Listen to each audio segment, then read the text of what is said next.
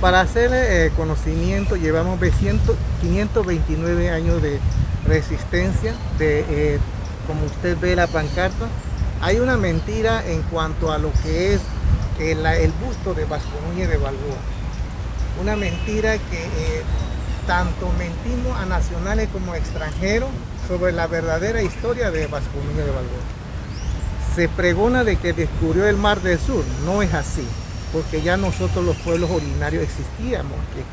Por ende, para que no se siga jugando con la inteligencia del pueblo panameño en general, hemos redactado los 7 pueblos indígenas de Panamá una carta formal de manera muy civilizada al alcalde para que remueva el busto de el señor Vasco Núñez de Balboa y en puesto de ella ponga uno de los grandes próceres que tuvo la resistencia de este continente, ya sea Urracá, Quibiá, Nele, Cantule, algunos, porque tenemos bastantes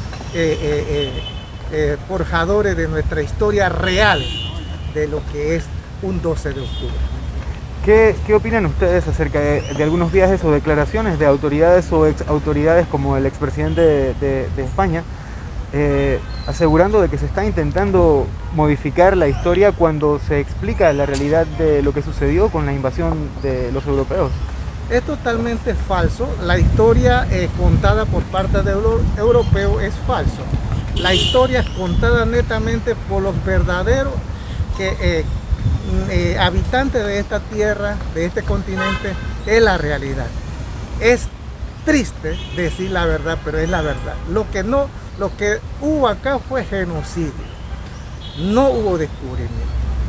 Aquí nada más la historia cuenta de un genocidio de que es los nazis, pero sin embargo el genocidio más grande que ocurrió acá fue el exterminio de más de 100 millones de poblaciones, no habitantes. Poblaciones, cuando me refiero a poblaciones, son grupos étnicos que ya habitaban este continente, que amablemente, si podíamos decir, si nosotros no hubiéramos rechazado con flecha y espada, quizás la historia fuera otra, pero lo recibimos como hermanos y la gratitud fue diferente.